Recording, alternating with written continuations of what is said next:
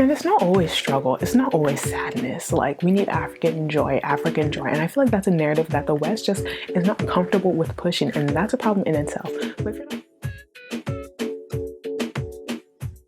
Welcome to the Black Experience on M's Bookish Musings. I'm CHIOMA, also known as Chi, and today I'm going to be talking about Africa and the Western-centric view of Africa in literature and books. Let's start with the big one. So I love that this topic for the Black Experience this year is on putting aside white tears, putting aside white feelings, and really speaking your truth. And I do not think white authors should be writing African literature or should be writing books that are centered around African topics. I think one of the most important things when talking about Africa in literature and books is to make sure that your perspectives are nuanced. I feel like this phrase that Africa is not a monolith goes around very frequently in the West without it actually being kind of dissected on what people mean when they say Africa is a monolith and what Africans mean when they say Africa isn't a monolith and what people in the West say. I think the nuance of that is still lost in a lot of Western literature. Not only is Africa a continent, but it's a continent made out of 54 countries and 2 dependent non-sovereign states. And within those countries, it's also filled with so many nuanced perspectives. So I think this push for kind of engaging in Africanism in the West and having a Western-centric view of Africanism is actually working in the reverse to disequate Africa from being a country to being a continent. I think that's one of the main reasons I do find that I do not think white people particularly should be writing books about African culture, books based on African mythology. There are so many nuanced perspectives that need to come in when writing a book based on African country, based on an African culture perspective that I feel like just cannot come from only a Western-centric view. Myself as a Nigerian American, someone who only spends 6 to 10 weeks in Nigeria every year, my perspective of my home country, my perspective of Nigeria is different from someone who lives in Nigeria 24/7, who's only ever lived in Nigeria. And that's what I'm talking about when it comes to the nuanced perspectives, because there is a view of Nigeria that I have as someone who has kind of like that dual identity, as well as the nuanced perspective as someone who lives in Nigeria, who lives it day to day. Same for my parents, for example, who spent the first 30 years of their life living in Nigeria and now spend the majority of it living in the West. I think those different parts of the Nigerian or the African diaspora are very important perspectives that I feel like need to be hashed out and need to be given a chance in literature that I feel like it's not given very often. I feel like there are so many African authors out there that are writing African fiction, writing African fantasy, writing African contemporary, coming of age thrillers, mysteries, all of these genres. I do not feel their stories, their perspectives need to be overshadowed by the white gaze of Africa.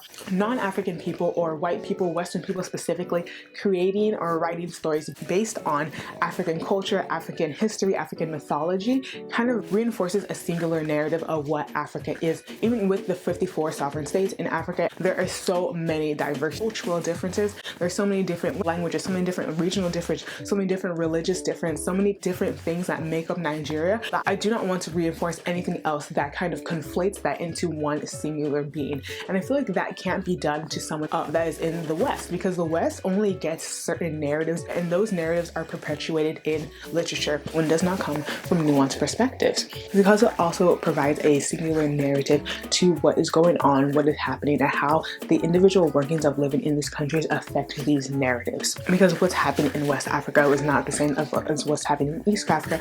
And I think one of the reasons that I think that white authors should gear around making books that are based specifically on Africa is because Africa is sometimes used as a literary device to juxtapose against the West. Doing that is so uninformed and really, how do I say this? It's an uneducated view on what is going on the history of Africa. And I think the harm of using Africa as a juxtaposition to the West is that it kind of tries to place this hierarchy that the West is not like Africa and that it makes the West good and makes Africa bad. I think that is very harmful narrative because, again, there's so much history that goes on. I feel like not taking that perspective and using that as a literary device to juxtapose against the West is very harmful and honestly very careless.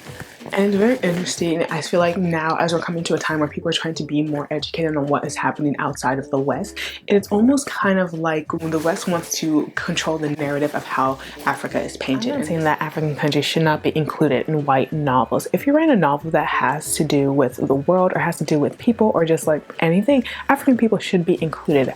I'm saying specifically African-centric, African culture, African mythology, African inspired books should be left to the Africans. So if you have a dystopian novel where something is happening and the world is falling apart, what's happening in Africa? I want to know. I'm curious. If aliens are invading and they're trying to take over the world, what are they doing in Africa? What's happening? Give me something. You should include definitely so many people, different people, include them in your books.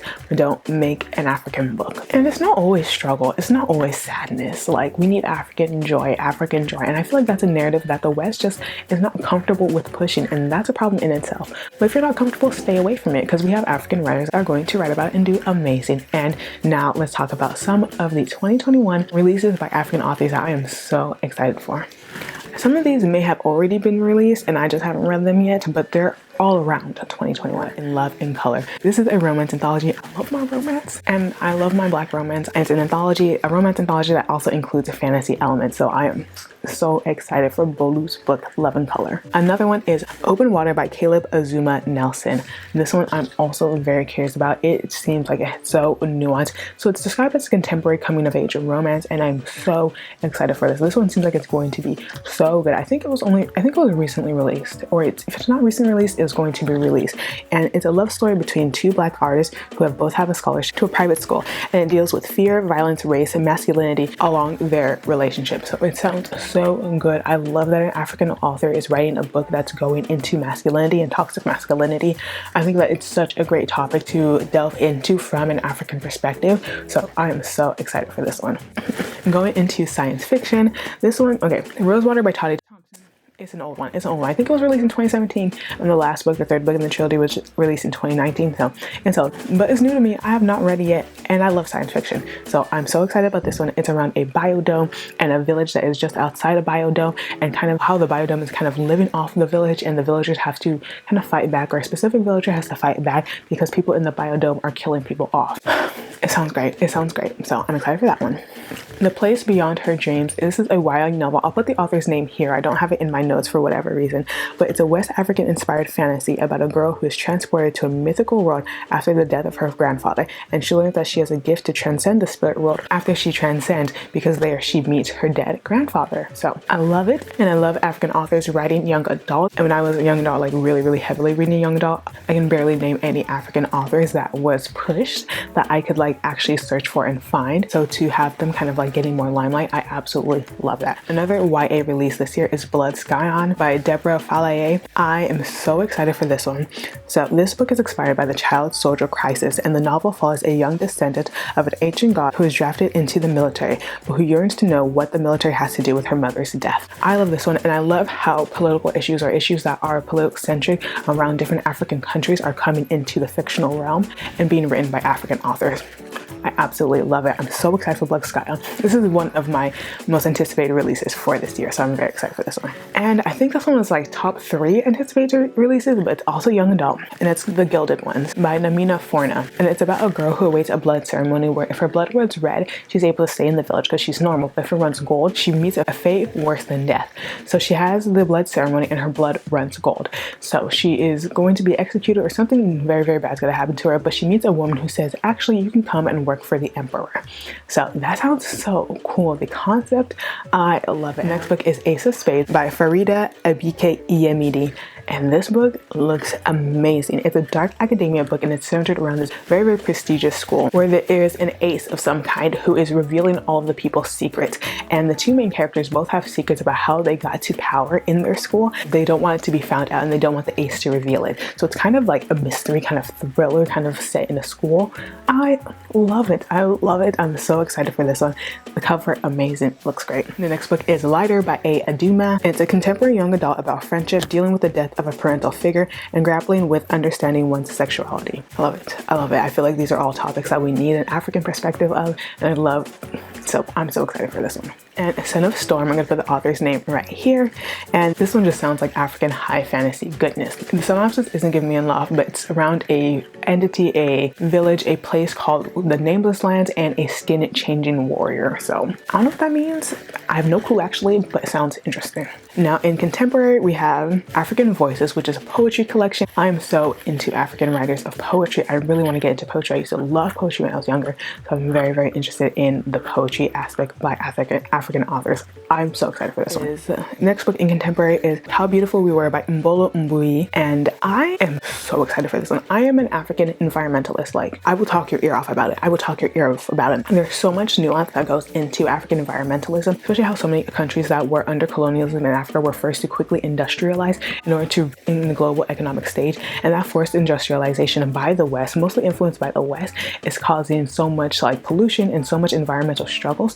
But also Africa is also taking the brunt of having to fix the environmental crisis when this is a problem that was caused mostly by the West. So having to create regulations that kind of limit their industrialization, thus limiting economic growth, even though it's a Western created problem. I can go on, but this one is around environmentalism and how American oil companies have completely ruined this country and how the people are dealing with the aftermath. I love it. Tell me about it. I love how these topics are being explored in fictional narratives by African authors. It's everything I need. The next book is His Only Life by Peace Adzo Meni.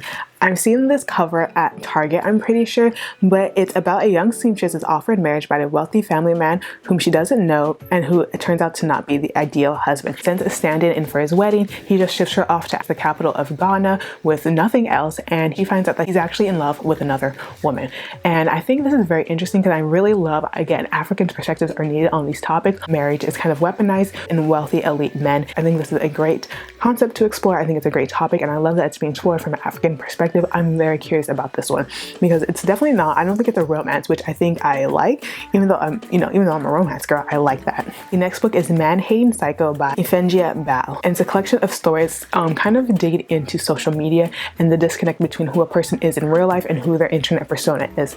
I'm really looking forward to this one because I think this is one that is a big topic. I feel like in the West people are always talking about it, but I really want to see how this interferes with the African perspective. It's a diasporic perspective. This sounds like it's going to be really, really great, really nuanced, especially because it's a collection of stories. I'm looking forward to this one. And next one is An Ordinary Wonder by Buki Papillon. And this is a coming of age story that tells the story of Otto, who leaves boarding school with knowledge that he has fallen in love with his roommate and is weighed down by the expectations of his wealthy and powerful Nigerian family. Again, I think it's so important for this topic to be explored from an African perspective, especially when it comes around sexuality. I'm so curious about this book. I don't know how it's going to go. I don't know if it's going to be kind of like a wholesome book or it's going to be kind of like, I have no idea, but I'm very, very interested in this book as well. Now for horror and thriller, which is not my genre at all, but I got some. Sorrowland by River Solomon is coming out this year, and it's a gothic horror fantasy. A pregnant woman must escape her strict religious compound and retreat into the woods, where she is forced to fight back her deeply religious community while she goes through abnormal bodily changes herself after the birth of her twins. See, that's the summary I wrote from all the synopses I've read, and even that sounds out of this world. It sounds like something I never read before. It sounds so interesting. It sounds so different.